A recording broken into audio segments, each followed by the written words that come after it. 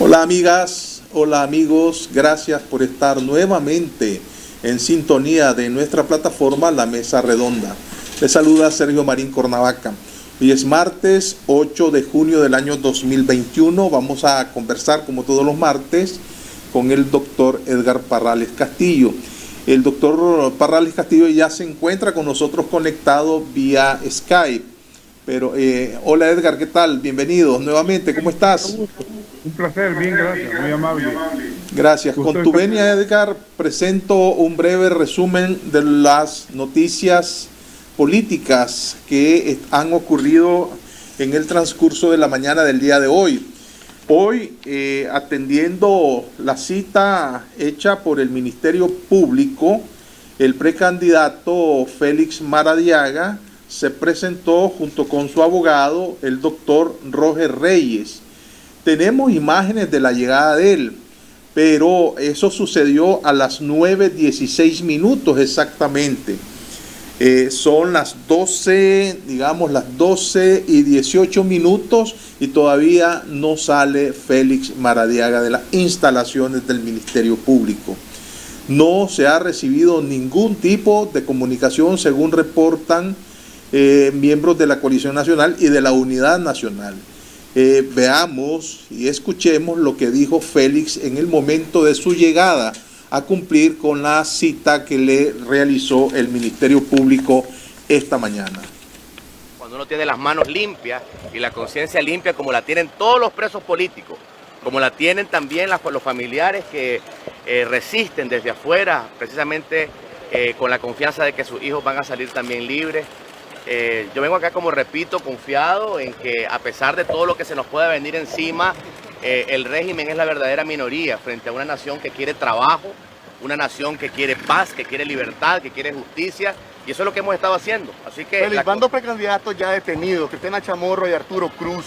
Vos sos precandidato presidencial también. ¿Qué puedes decir sobre esto? Bueno, ¿No tenés miedo que quedar detenido el día de hoy? Mira, es que miedo solo a Dios y miedo también a que exista Es importante seguir porque tenemos programado a las 8, miedo por la policía. a que se atornille una dictadura. Ese es el único miedo que tenemos que tener. Hola Félix, ¿verdad? aquí está Fuerza, Ya sabe el caso, Félix, ya sabe por qué lo quitan. Fuerza y no caigan en las provocaciones. Todo es a través de la no violencia. La violencia no es la vía, ¿ok? Félix, el Señor le bendiga. ¿Crees que te puedan detener, Félix, esta gente hoy? El régimen no puede secuestrar 6 millones de nicaragüenses que quieren libertad. Esto no es un proyecto individual. Ya aquí no estamos hablando de candidaturas. Ya el régimen ha demostrado que ni siquiera con un proceso electoral amañado está dispuesto a someterse a la voluntad popular. Félix, ¿sabe la razón por la que fue citado? Bendiciones. Espero que estamos bien. No sabemos. Era el momento de la llegada de Félix Maradiaga. Él dice que ya no hay que hablar de precandidatos, pues, pero sigue siendo el precandidato de la Unidad Nacional Azul y Blanco. Y además que está en proceso de inscribirse en la Alianza Ciudadana. Si acaso, ¿verdad?, sale del Ministerio Público. Fue citado y no dieron ninguna explicación del por qué citaban a Félix.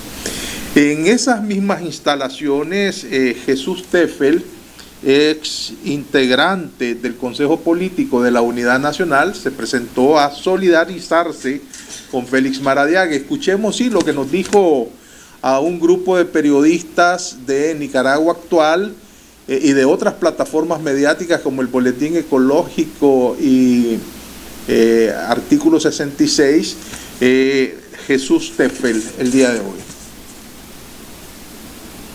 Nosotros lo que estamos viendo es que la dictadura no está limitándose en el despliegue de su represión estatal y está desesperada buscando cualquier mecanismo para impedir que candidatos viables se presenten en las elecciones y atenten contra su poder.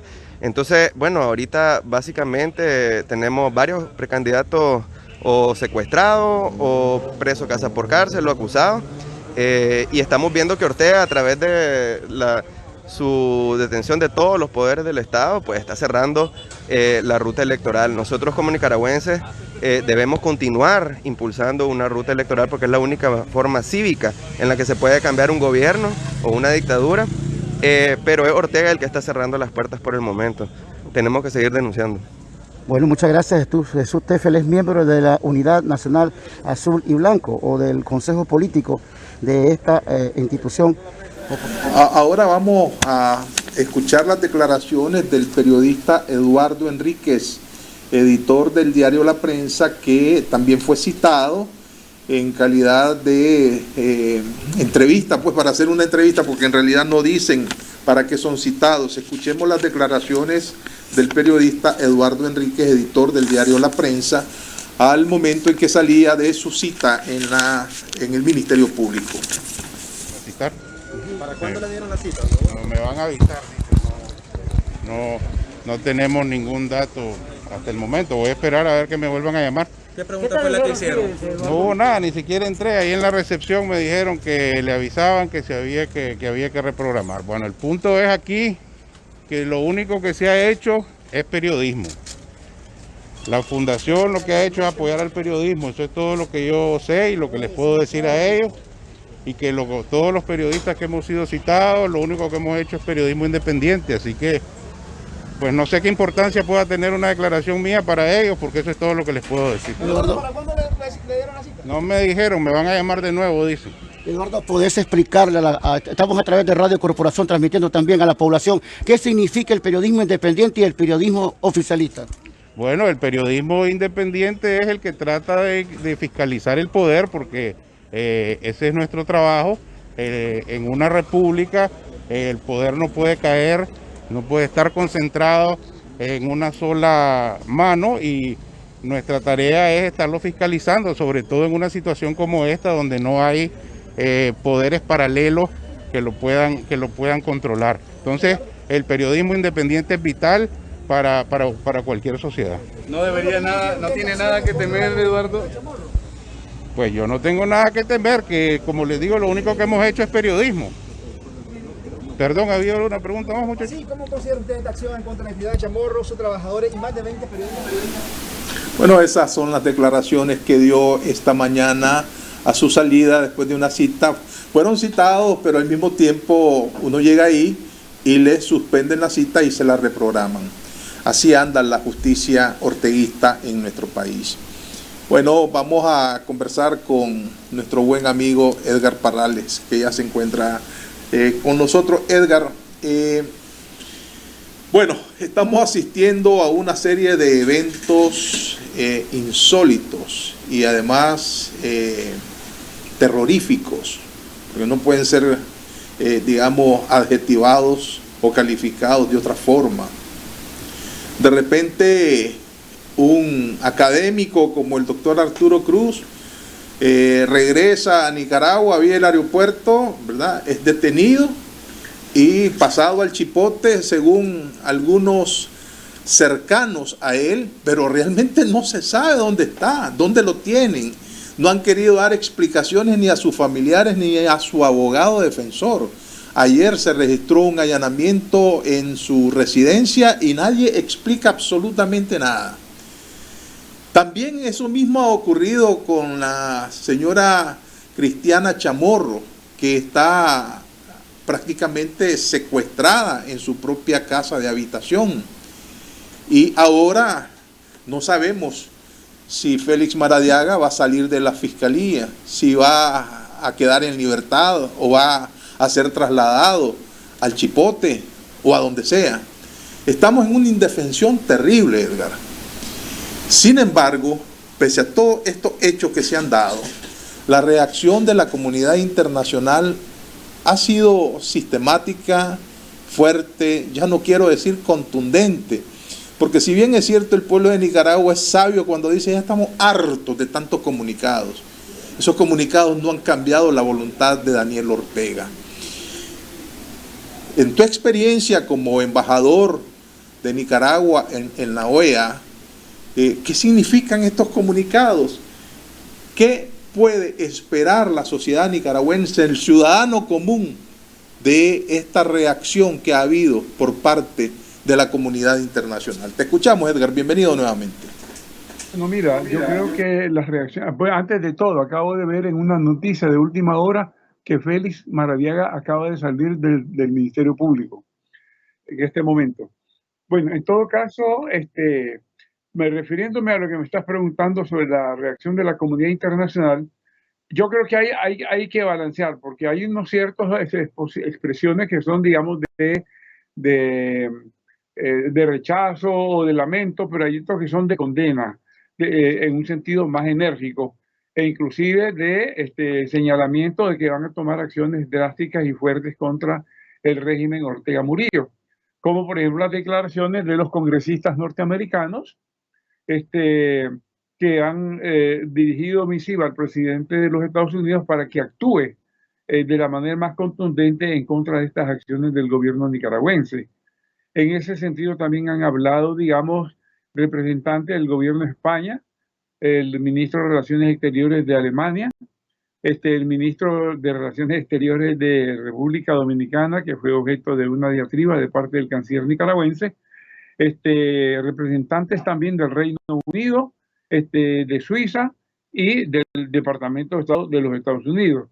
O sea, yo creo que la primera reacción que toman es decir, no estamos de acuerdo, condenamos, rechazamos, pero las acciones vienen a continuación de eso, ¿verdad? Porque no se puede estar transigiendo ya más con este atropello sistemático que el gobierno Ortega Murillo está haciendo del Estado de Derecho y la legalidad en Nicaragua.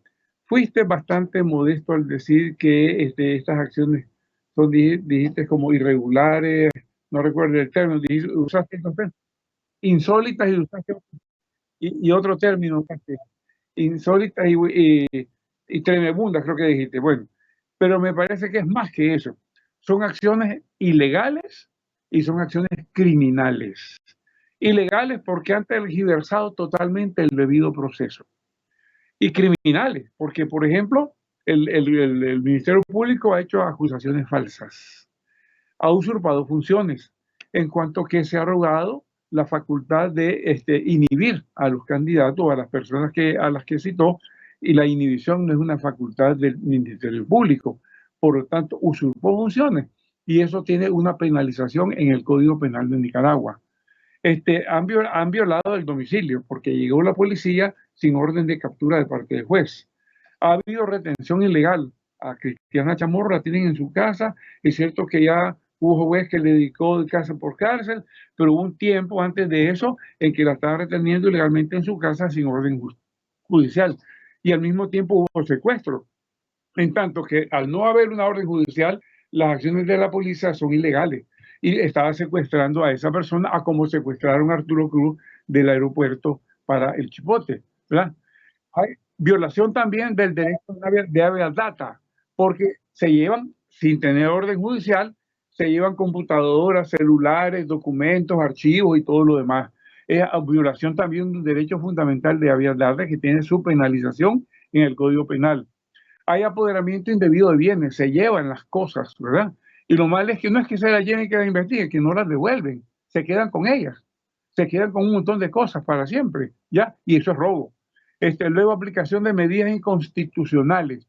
Me refiero a esa aplicación de los 90 días como para darse más tiempo para un examen constitucional. Eso es inconstitucional, porque si bien reformaron la ley del el Código Procesal Penal, no reformaron la Constitución.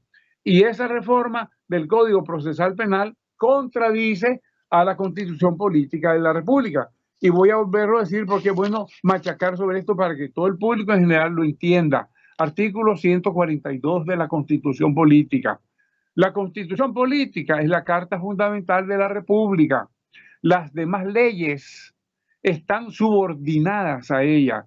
No tendrán valor alguno las leyes, tratados, decretos, reglamentos, órdenes o disposiciones que se le opongan o alteren sus disposiciones.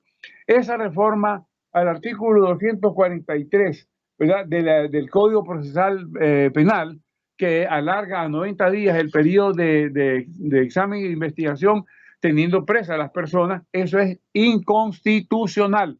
Y eso es un delito que en parte se debe a otro delito cometido por la Corte Suprema de Justicia. ¿Por qué? Porque dice el artículo aquí lo tengo, el artículo 100, ya lo voy a enseñar, que lo tenía aquí, se me pasó, que establece que tienen responsabilidad los empleados públicos y las autoridades del Estado que incumplen u omiten el cumplimiento de sus responsabilidades. Y la Corte déjame hacer una acotación a eso que estás diciendo, que a mí me gustaría que, no sé si me escuchás. ¿Me escuchás? Pero quiero terminar la frase, permítemela. Ok, adelante. Resolver los recursos por inconstitucionalidad que se le han planteado, prácticamente la Corte Suprema de Justicia ha estado siendo irresponsable y ha estado omitiendo el cumplimiento de sus obligaciones, ¿verdad? Y en ese sentido, la Corte Suprema de Justicia tiene que rendir cuentas de eso. Se diga que no, si cualquier funcionario público está obligado a rendir cuentas de sus obligaciones, con mayor razón los poderes del Estado están obligados a rendir cuentas de cómo, digamos, actúan en el cumplimiento de sus obligaciones. Ya voy a decir cuál es el artículo. En todo caso, dime lo que quieres decir. El problema es es decir, quiero aportar una perspectiva que no quiero que sea tomada como desesperanzadora para el pueblo de Nicaragua, pero quiero estar con los pies bien puestos sobre la tierra, Edgar. Vos sos un hombre de derecho, sos un hombre que además procede de la doctrina de la Iglesia Católica. Yo estuve en la universidad, sé lo que significa la constitución política. El problema es que eso no sirve en Nicaragua ya. Yo fui a la Corte Suprema de Justicia con un recurso de revisión por inconstitucional sobre la ley de ciberdelitos, así conocida. Y la Corte no se ha pronunciado, pero ya la Asamblea Nacional insertó dentro de la nueva ley de las reformas electorales del régimen esas leyes como que son ya en vigencia, cuando hay recursos donde la Corte no se ha pronunciado. Entonces eso me lleva a una conclusión, Edgar, poneme atención, se trata de la indefensión. Aquí tenemos la ley de la selva. ¿Qué órgano coaccionado, qué órgano de coacción a favor del Estado de Nicaragua, que es la nación jurídicamente organizada, la que nos debería representar a todos los nicaragüenses, puede darnos justicia o impartirnos justicia cuando el Frente Sandinista se tomó todos los órganos de poder? Y ahí tenemos las consecuencias. La otra vez nosotros analizamos exhaustivamente que el jefe de la Policía Nacional es abogado, graduado en la UCA, y que sin embargo está señalado como cómplice de crímenes de lesa humanidad porque sencillamente él como abogado debe estar apegado a la ley y sin embargo no lo está. Entonces la realidad, pues, ¿qué podemos hacer en Nicaragua? Si ya estamos aquí, Ortega está haciendo lo que le da la regalada gana. Vos, si te detiene un oficial de tránsito y vos no has violado ninguna ley, el oficial de tránsito te multa. Y si vos reclamás, entonces te amenaza con llevarte preso. Eso es lo que estamos viviendo en Nicaragua. Entonces, la gente quiere saber si la comunidad internacional sabe esto, y lo debe saber porque los embajadores están viendo este programa, ven televisión, ven las claves. Entonces, ¿qué es lo que está pasando? ¿Qué podemos hacer? Documentar los casos, nos dicen los constitucionalistas, para llevarlo a corte internacional y que se pierden las calendas griegas. No podemos hacer nada. Estamos aquí, cualquiera nos puede pasar la cuenta literalmente y no sucede nada. No sé, pues, explicarnos, danos vos un poquito de confianza en ese sentido. Porque yo después te quiero hacer una reflexión que quisiera que ejercieras, pues, el contrabalance de esa reflexión para ver si le llevamos luces a nuestros amigos seguidores. Adelante, Edgar, escucho tus comentarios.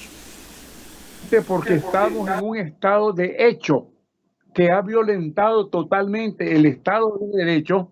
Ahorita el recurso como nicaragüense internamente, el recurso que tenemos es luchar hasta lo indecible y luchar hasta la última posibilidad para que se den unas elecciones libres y competitivas, que es el recurso que tenemos. Aparte de lo que nos puede ayudar la comunidad internacional en doblarle el brazo a esta gente para que acepten, digamos, hacer unas elecciones limpias. Pero ahí existe una observación que te la voy a digamos, contradecir, que todo eso no sirve para nada porque se han limpiado. Vos mismo presentaste un recurso por inconstitucional y no funciona. No es que no funcione el recurso, es que no le han dado pase, sencillamente. Recibieron el recurso, le pusieron el recibido y nunca lo activaron. Ese es el problema. Uno de los principales criminales y culpables de toda esta situación en Nicaragua es la Corte Suprema de Justicia. Si la Corte Suprema de Justicia hubiera dado pase a todos los recursos por inconstitucionalidad de todas y cada una de estas leyes espurias, como la ley del agente extranjero, la ley del ciberdelito, la ley de defensa de la soberanía y todo lo demás, las autoridades no hubieran podido actuar legalmente porque tendrían, digamos, una corte que les dice, señores, eso no puede ser.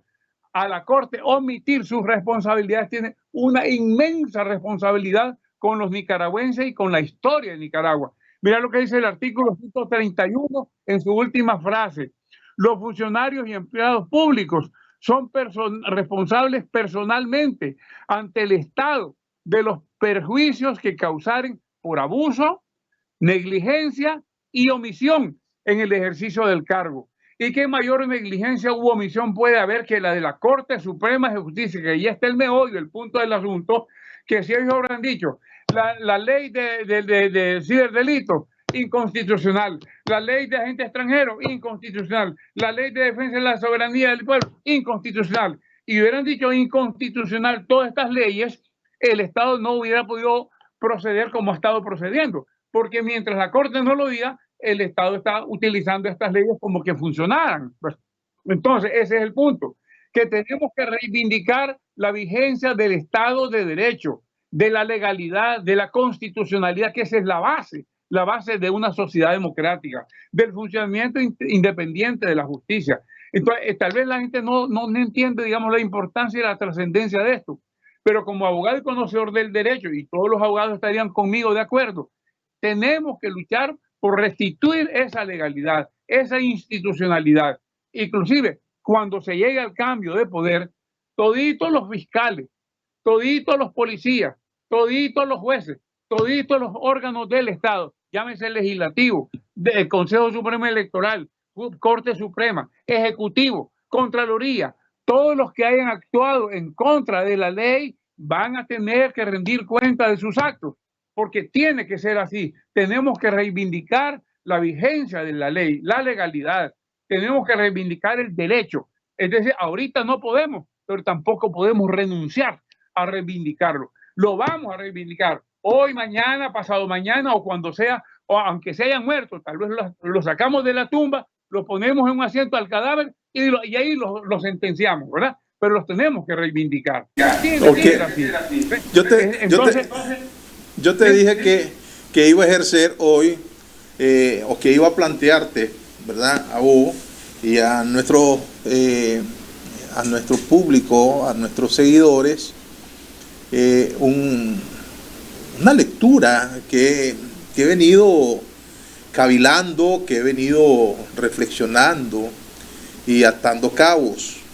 Por ejemplo, yo percibo que a lo largo de estos 3 años, Daniel Ortega ha venido trabajando de manera estratégica por desmontar a la oposición y ha logrado mover muy bien sus teclas en el sentido de que ha impedido, ¿verdad?, la unidad de las fuerzas opositoras. Ya hemos dicho en el pasado que todas las fuerzas opositoras y todos los actores políticos en Nicaragua y todos los poderes fácticos tienen una cola. Unos tienen colita de ratón, otros tienen cola de dinosaurio, pero las tienen. Y si nos deteníamos en eso íbamos a marcar diferencias, pero si nos enfocábamos en el objetivo que era salir de Ortega, íbamos a ver coincidencias. Ninguno de estos actores políticos, uno más, otros menos, unos sirvieron de saboteadores, otros propagandistas de el agorero del mal, te decían, vamos bien, pero confundían. Resultados son importantes en política. Y nosotros tenemos a un Ortega, ¿verdad?, reposado en el poder, con una estrategia bastante clara. Y yo percibo personalmente que nos lleva al Partido Único de la Revolución, porque él se trazó eso como estrategia y se está radicalizando. Mira, si se atrevió a decirle a los Estados Unidos en su cara, este embajador anda sacando candidatos y presionando, y vos viste el resultado, ahí está la candidata presa. A su ex embajador en Washington, que todo el mundo pensaba, y lo siguen pensando, que era un arreglo ahí, ¿verdad?, sobre la tesis del general Humberto Ortega, y él emergió como figura, como actor político para llevar a cabo el famoso aterrizaje suave, está preso. Y si nos atenemos a las declaraciones de sus propagandistas, ellos dicen, hasta los curas, los empresarios y todos aquellos que han hablado en contra del régimen tienen los días contados. Y eso se viene demostrando. Y entonces yo me pregunto, ¿a qué le está jugando la oposición o a qué le haya venido jugando la oposición a lo largo de estos 3 años? Ortega, lo que el pueblo de Nicaragua vio como una maldición, y en realidad pues fue una maldición que los huracanes ETA y OTA chocaran contra la costa caribe, porque esa gente no ha sido asistida plenamente, no ha recuperado su vida antes de esos eventos. A Ortega le sirvió porque fue capital líquido el que le entró y tiene las mayores reservas en el Banco Central. Y la desgracia del pueblo de Nicaragua en el éxodo masivo que ha tenido, dan cuenta hoy del incremento de las remesas familiares. Te estoy hablando de hechos. Entonces yo no sé si hemos podido leer, o si han podido leer los actores políticos estas condiciones. Y este proceso de radicalización que Ortega lleva, y es sistemático, ahorita tiene una campaña feroz en contra de los medios de comunicación independientes, diciendo que hemos recibido una gran cantidad de plata. No es cierto que hayamos recibido una gran cantidad de plata. Así pareciera, pero si vos agarrás los archivos, vas a ver que esos fondos AID establecidos en el gobierno de Daniel Ortega suman más recursos que los que le ha dado a la prensa independiente la AID. Hasta te trajeron a un gringuito, ¿verdad?, para defender lo indefendible. Yo no veo a ningún nicaragüense acusado de golpista, porque el golpe no existe. Sin embargo, aquí estamos en un torbellino donde la justicia no existe. Entonces yo me pregunto si no llegó la hora ya de hacer un alto en el camino y revisar qué hemos venido haciendo como pueblo de Nicaragua y los actores políticos como actores políticos. Ellos tienen una gran responsabilidad, y los poderes fácticos como poderes fácticos. Esas son las impresiones que yo tengo. Yo creo que hay un proceso de radicalización que no importa cuáles vayan a ser las condiciones materiales en que el pueblo de Nicaragua viva, no importa si son a la cubana, diciendo, por un lado, el gobierno de Cuba, que tienen la mejor medicina, la mejor educación, pero se mueren en Cuba, se mueren en Venezuela, pero la nomenclatura está muy bien, y los Estados Unidos han pasado tantos gobernantes ahí, pero Cuba está. Entonces me parece a mí que vamos al Partido Único, que Ortega va a imponerse en estas elecciones robándosela a vista y paciencia de todo mundo. Y yo creo que no debe existir fuerza política que lo acompañe, de aquellas que se llaman oposición, porque es hacerle el juego. Me parece, pues, estoy dejando preguntas al aire para que alguien las responda. Ortega ofreció después de las elecciones, después de haber ganado las elecciones, digo, vamos a dialogar. ¿Qué vas a dialogar con él? Si viene la capitulación, la sumisión absoluta a su juego político. Esas son las reflexiones que quería hacerte, quiero escucharte. Sí, mira, definitivamente que quedarse con el sistema de Ortega, una vez que está demostrado definitivamente que el proceso es fraudulento en forma tal y que no dio ningún espacio para contrarrestarlo, definitivamente pues que sería como contribuir, como colaborar con él.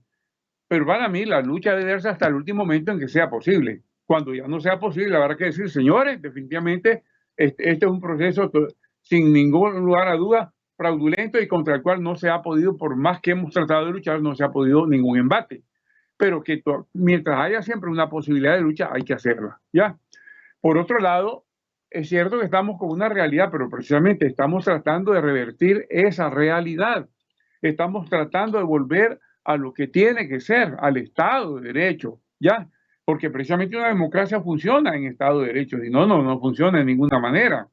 Y tenemos que, digamos, hacer todo esfuerzo posible. Ahora, yo entiendo los problemas de la comunidad internacional. Mira, por ejemplo, yo entiendo, no que Estados Unidos tiene, digamos, una sombra sobre sí histórica de que ha sido interventor en los países de América Latina. Y esa es una mancha que tiene allí que le sirve de contrapeso para querer ellos tener intervenciones, ¿verdad? Porque siempre se está diciendo, lo dijo ahorita el canciller de Nicaragua en su respuesta al canciller de República Dominicana. ¿Cómo ustedes que han sido objeto de vejaciones y humillaciones e intervenciones vienen ahora a hablarnos de esta manera? Le dice él, ¿verdad? Y se lo dice de una manera demagógica, ¿verdad? Porque el otro no está pidiendo intervención, está pidiendo que el gobierno de Nicaragua restituya la legalidad, que respete los derechos y que abra a un proceso democrático de elecciones. En todo caso, Estados Unidos, ¿qué pienso yo? Suponete que se le ocurre invadir Nicaragua, ¿cuál sería el efecto que conseguiría con ello? Más bien le haría un favor al régimen, porque el régimen se pondría como víctima y pegaría el alarido y vendría un Putin a ver cómo se mete, ¿verdad? Y vendrían los cubanos a ver cómo se meten, y vendrían los venezolanos a ver cómo se meten, y vendrían todos los grupos de izquierda de América Latina a hacer relajo en toda América Latina porque Nicaragua está siendo invadida por los gringos. Entonces, la política que tienen que usar es una política de mayor tacto, ¿verdad? Buscar efectividad en la acción, pero sin darle tiempo a Ortega y Murillo de ponerse como víctimas. Eso es lo que, como lo veo yo, pues que el por qué no actúan de una manera más contundente. Entonces están actuando con los recursos que tienen a mano y que ellos consideran que pueden tener un impacto o una efectividad en la situación, ¿ya? Los europeos pudieran venir también, como en el pasado venían, ¿ya? Como me acuerdo de un cónsul alemán que había en León, que fue objeto de un desaire, y vino a Alemania y puso cañoneras en el puerto de Corinto y obligó al gobierno de Nicaragua a pagar un resarcimiento económico y a pedir disculpas públicas. Eso ya no procede. Ya los países democráticos de Europa no hacen eso, ¿ya? ¿Sí? No se trata de volver al pasado, pues no se trata de buscar métodos, ¿verdad?, que no han servido para nada más que para generar una gran contrariedad y una gran animadversión frente a las potencias que actuaron de esa forma. Sin embargo, es alarmante, ¿verdad?, el papel o el desempeño, ¿verdad?, que la clase política y los poderes fácticos han tenido hasta ahora en Nicaragua. Lo decía en ese sentido.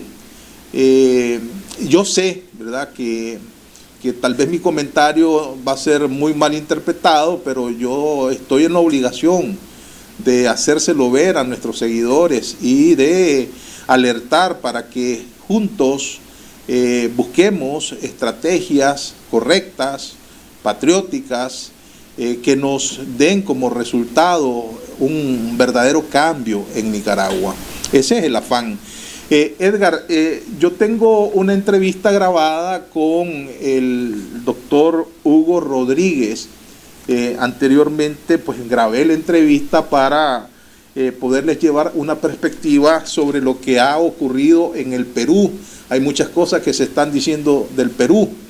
Entonces te voy a dar el chance para que te despidas de nuestra audiencia para que enseguida caigamos con la grabación de Hugo Rodríguez. Adelante, te escuchamos. Mira, yo creo que esta situación, toda esta situación que estamos viviendo y digamos, esta escalada represiva del gobierno tiene que llevarnos con mayor razón y con mayor convicción a la necesidad de la unidad, ¿verdad? De la unidad de toda la oposición. Más allá de visiones particulares, de intereses particulares, que ahorita la visión y el interés sacar a Nicaragua del hoyo de la represión y de la dictadura y poderla sacar a luz a una vida y a una experiencia, digamos, de Estado democrático, de Estado de Derecho. O sea, resistir los embates del gobierno, mantener una lucha por el cambio, no amilanarse, organizarnos y organizar al pueblo, ¿verdad? Mantener una voluntad de crear esa sociedad democrática, no tener miedo, mantener siempre nuestro propósito de una lucha pacífica y cívica, ¿verdad? Y resistir los embates del gobierno, pero manteniendo esa voluntad de unidad y buscar cómo presentar un candidato único de toda una oposición unida, con el pueblo respaldando. Ese tiene que ser ahorita nuestro objetivo, porque no tenemos otro a través del cual podemos conseguir la victoria si nos respalda también la comunidad internacional, poniéndole presiones a este gobierno para que, digamos, deje de ser tan truculento y tan dinosaurio, ¿no? En todo caso, pues, veo por ahí la cosa, veo por ahí. Pero nosotros internamente unirnos, tener una estrategia común, tener unos propósitos comunes y no desistir de nuestra lucha. Así lo veo. En esta segunda parte de nuestro programa vamos a conversar con el abogado Hugo Rodríguez. Hugo es docente de Derecho Internacional, ha sido diplomático y se ha desempeñado en misiones de relaciones internacionales. Gracias, Hugo, por tu participación en nuestro programa. Pedro Castillo, un nombre que se dice fácil, ¿verdad? Un Pedro Castillo que puede ser de cualquier latitud en el continente americano, ha venido remontando según los últimos resultados, el último escrutinio que se hace en las urnas electorales del Perú, y va llevando una ligera ventaja por sobre Keiko Fujimori. ¿Qué nos puedes decir al respecto, Hugo? Bienvenido nuevamente. Gracias, Sergio, mucho gusto y saludo a todo tu auditorio. Pues en efecto, el fenómeno Pedro Castillo es un fenómeno realmente que ha sorprendido a todo el mundo en Perú. Y particularmente porque siendo el Perú un país de una tradición de una izquierda muy culta, hasta exquisitamente culta, pues ha resultado que la figura política que ha despuntado ha sido alguien que es un maestro de primaria, y además no solamente un maestro de primaria, un maestro rural, de una escuela que no tiene ni piso de cemento, o sea, una escuela de piso de tierra. Entonces estamos hablando de qué es lo que pasó. En términos generales, como dirían en Perú, lo que ha ocurrido es una gran bronca de las provincias frente al núcleo central del poder del Perú, que siempre ha estado en Lima desde la época de la colonia. Recordémonos que Perú era el centro del poder virreinal, el centro del poder de la colonia española en América. O sea, aparte de México, era Perú, y en gran parte el Perú concentraba prácticamente todo ese poder que prácticamente era como la capital de la colonia en América del Sur. Y eso se ha venido manteniendo porque en efecto lo que prácticamente los que tomaron el poder después de la colonia eran los mismos que la tenían en la época de la colonia, de tal manera que eso continuó durante estos 200 años de una u otra manera, matizado por algunos cambios. El último gran cambio fue el cambio de los años 60, 68, con el general Velasco Alvarado, que impulsó un proceso de cambios traumático, un fenómeno donde los militares dan un golpe de Estado y impulsan una revolución de izquierda, generadora de grandes movilizaciones sociales. Sin embargo, no lograron articular un proyecto nacional y al final de cuentas eso derivó en una dictadura militar que terminó el pueblo peruano rescatando democráticamente al mismo presidente que había sido derrocado 12 años antes, al presidente de la Terry. Entonces, el Perú sigue teniendo muchas fracciones, muchas resquebrajaduras internas, una sociedad muy elitista en muchos aspectos. Probablemente Lima sea la capital más elitista de América del Sur, y en parte eso lleva a que la discriminación racial y social sea tan marcada, y Pedro Castillo encarna ese resentimiento, esa molestia, esa bronca, como dicen ellos, frente a la Lima virreinal, que no ha dejado de ser virreinal a pesar de todo, a pesar de la República. Entonces, de una u otra manera, el voto mayoritario se ha concentrado prácticamente en dos enfoques. El enfoque pudiéramos decir, de la búsqueda de algo diferente, representado en este caso por Pedro Castillo, y por otro lado, la otra mitad de la población se ha tenido que rodear de una candidata que no entendió, en mi opinión, no entendió el mensaje que le mandaron todas las fuerzas políticas cuando ella pasó a segundo lugar, pasó a segunda vuelta, después de haber obtenido un 13% de los resultados. Y probablemente tenga que ver el hecho de que en la elección pasada, cuando compitió contra el presidente Kuczynski, ella había obtenido 39% y Kuczynski apenas había sacado un poco más del 20%. Entonces, de alguna manera, en este proceso de la segunda vuelta, ella no modificó el discurso, a pesar de que a última hora mencionó la necesidad de la reconciliación, de la unidad. En realidad, todo el proceso de la campaña fue una campaña donde todo giró en torno a ella, a Keiko, a la figura, a Keiko, y Keiko muy agarrada de su papá, de la imagen y del legado de su papá. Entonces, de alguna manera, ella colaboró a que ese resentimiento tradicional que existe del indígena, de la figura étnica en Perú, más el elemento económico y social de por medio, se terminará abocando con Pedro Castillo, porque Keiko no logró atraer ese gobierno o ese proyecto, esa propuesta de unidad nacional, de gobierno de amplia base que se esperaba que ella encarnara. No la encarnó, y como no lo encarnó, el voto la castigó, y por eso es que de una u otra manera la sociedad está prácticamente fracturada en dos grandes bloques. Hugo, hay una expectativa que está en las redes sociales, el sentimiento de que nuevamente Perú está virando hacia la izquierda con un modelo muy parecido al que la gente reconoce en Evo Morales. Un maestro rural, ¿verdad?, que le critican que no sabe ni expresarse, que no tiene claro, ¿verdad?, hacia dónde va a llevar al Perú, y además que ya lo están signando como abanderado de la izquierda dura. ¿Qué tanto hay de eso, Hugo? Pues no hay mucho. En realidad, él es alguien que es el candidato por ser una figura muy popular como maestro, como líder sindical de los maestros. Entonces, él se fue prácticamente invitado por un partido que se llama Perú Libre, cuyo líder, Vladimir Cerrón, es una persona que estudió en Cuba, y es un cuadro, pudiéramos decir, un cuadro muy cuadrado, formado en la escuela Ñico López de Cuba, de La Habana, un cuadro del Partido Comunista Cubano, que piensa como piensan los cubanos, y que trata y que su enfoque de lucha política se enfoca básicamente en lo que son los intereses cubanos en la visión regional.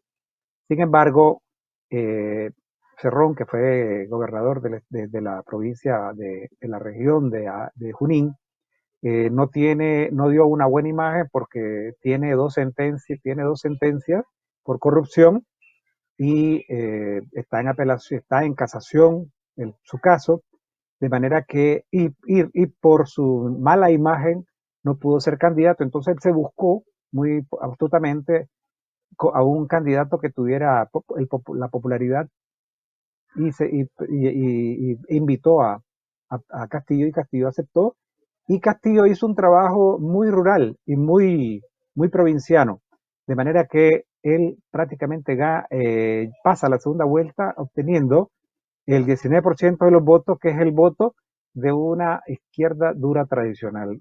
Y esa izquierda dura prácticamente ahora se ha venido a beneficiar de todos los elementos que hablábamos anteriormente, incluyendo arrastró a la izquierda de centro, a la izquierda, a una izquierda, a un buen sector de la izquierda de centro y a la izquierda que andaba de manera que andaba como papalote sin cola, o sea, sin saber, hablaba de la democracia, pero sin mucha convicción, y no se atrevía a condenar la dictadura de Maduro, y tampoco se atreven a condenar la dictadura de Cuba, pero marcan distancia de ella. Entonces, a esa misma izquierda que encabeza, en este caso es una izquierda que representa a Verónica Mendoza, también la arrastró de manera tal que él logra atraer a ese sector.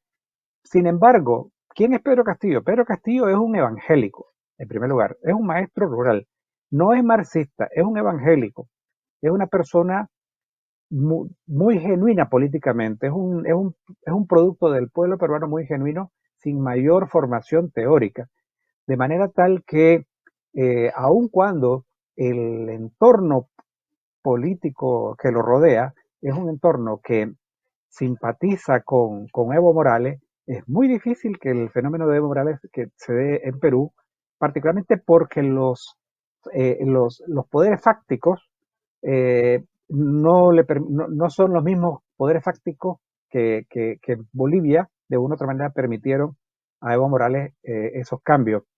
Sin embargo, aun cuando no está definido, aun cuando no está dicha la última palabra, porque hace falta contabilizar 1 millón de votos, 1 millón de votos, y no se sabe exactamente si va a haber un giro, un cambio, aun cuando el resultado del conteo rápido fue muy acertado, porque dio la victoria a Castillo.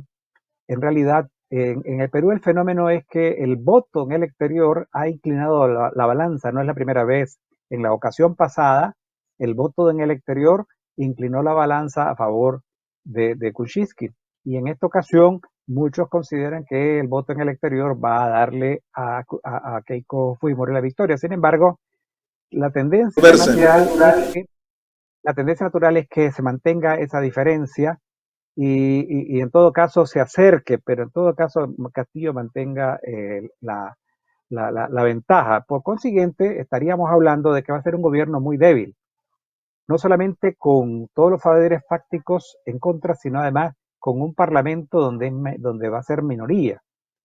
De manera tal que lo primero que tendría que hacer Castillo básicamente es hacer un llamado a la tranquilidad, porque ya a esta altura la bolsa de Lima se cayó, colapsó, el dólar ya pasó a 4 por una, estaba históricamente, durante más de 10 años estuvo entre 3.3, 3.5, ahora ya subió a 4, y hay grandes cantidades de gente que está retirando dinero de los bancos. Entonces estamos hablando de que ha generado un temor, y ese temor de una u otra manera se va a convertir en el principal enemigo, particularmente porque Castillo en el tema económico es absolutamente improvisado, no tiene una propuesta sino que más bien su propuesta es de carácter más bien política, o sea, impulsar una nueva constitución, y para cambiar el modelo económico sin decir cuál es el modelo que va a proponer, y en segundo lugar, que esa constitución surja de una asamblea constituyente. Todo eso en términos reales significa introducir una enorme fuerza de incertidumbre en la economía, y mientras tanto los principales afectados por las políticas económicas que pueda impulsar Castillo van a ser básicamente sus propios votantes, porque estamos claros de que el votante, la mitad que votó por Keiko Fujimori es la gente de dinero y la clase media, y los sectores que vienen de la base del Fujimorismo, que eran pobres y excluidos y que con la dictadura de Fujimori se incorporaron a la clase media, porque de alguna manera el Fujimorismo tiene una base popular porque la dictadura de Fujimori impulsó grandes cambios en la política hacia las micro, pequeña y mediana empresas, y eso sacó a millones de gente de la pobreza. Y la convirtió en clase media, muchos de ellos. Dime. Sí. ¿Cómo quedaría en el concierto de la OEA un voto de la nueva Perú, digamos, con el nuevo presidente Pedro Castillo? ¿Eso favorece a Nicaragua o no la favorece? Bueno, la información que tengo yo es que en un eventual gobierno de Pedro Castillo, aparte, debo aclarar que en el programa político de Perú Libre, se ensalza la personalidad de Daniel Ortega junto a Evo Morales, a Correa, a Maduro y a toda esta gente, y de una u otra manera se debe colegir que un gobierno de Castillo, pues aparte de que han manifestado la voluntad de desbaratar el Grupo de Lima y prácticamente de tener una política exterior contraria a la que ha venido llevando Perú, en política interior va a pasar algo parecido a lo que está pasando a lo que ya está pasando en la economía. O sea, los miedos, los temores también se van a traducir en un problema serio. Y un dato, por ejemplo, es que se comenzó a hablar a partir de hoy de que el eventual canciller de Pedro Castillo sería Manuel Rodríguez Cuadros, que fue canciller durante el gobierno de Humala, durante el gobierno, fue canciller, exactamente no me acuerdo de qué fecha, pero cuando fue canciller, él fue el creador, el sustentador y el elaborador de la Carta Democrática Interamericana. En otras palabras, estamos hablando de una personalidad muy importante de la política exterior peruana históricamente, de manera que colocar a Manuel Rodríguez Cuadro como futuro canciller del Perú es mandar un mensaje de algo así como vamos a ser más equilibrados, probablemente no vamos a seguir el mismo formato, el mismo reglón que hasta el momento ha venido jugando Perú, pero tampoco vamos a jugar un rol de irnos a convertir en el voto en contra de los derechos humanos. Poner a Rodríguez Cuadro como canciller significa la democracia y los derechos humanos juegan un papel importante en la política exterior peruana. Bueno, y entonces ese mensaje es el que está mandando, es muy parecido al mensaje a la economía, porque en el mensaje de la economía ya hoy comenzaron a decir que van a mantener, van a respetar la independencia, la autonomía del Banco Central, van a respetar la política fiscal, van a respetar, en otras palabras, van a hacer un montón de cosas que antes venían diciendo que no lo iban a hacer y que iban a deportar. En otras palabras, esta improvisación, de una u otra manera, va a generar alguna sorpresa en un gobierno de Pedro Castillo, en un eventual gobierno de Pedro Castillo, porque no es lo mismo hacer campaña que llegar y asumir el control de un país, porque cuando asumís el control, asumir la responsabilidad y las consecuencias de esa responsabilidad, porque lo primero que tiene que buscar cómo conservar Castillo es el poder, porque si hace un gobierno que no es, digamos, equilibrado, estaríamos prácticamente de nuevo en un escenario donde pudiera el Parlamento vacarlo, o sea, por considerar porque la Constitución no permite, y por consiguiente, si él pone en peligro, digamos, por llamar así, la estabilidad del país, pues el Parlamento lo puede vacar, a como vacaron a Vizcarra y a como también vacaron al presidente anterior. Entonces ese fenómeno está ahí presente, no es tan así, tan como que gana a Castillo y Perú pasa a formar parte del bloque de Maduro. Eso es, no es tan así. Muchas gracias, Hugo, por tu tiempo, por tu gentileza. Espero que la próxima semana nos puedas dar algunas luces sobre los otros procesos electorales que van a estarse produciendo en América Latina. Gracias, Hugo, por tu tiempo. Vamos ahora, amigos, a agradecerles a nuestra comunidad de nicaragüenses en Costa Rica que nos están viendo gracias a Tica Visión. Igual a nuestros amigos que nos ven a través de Nica News, de nuestro amigo Tito Lagos Basset en California. Gracias a todos los nicas desparramados por el mundo, ¿verdad?, que está reportando audiencia de nuestro programa. Les invito a que le den like en YouTube y a que nos sigan, que se suscriban en YouTube. Muchas gracias. Estamos haciendo patria. Espero que se cuiden y que tengan el mejor de los días.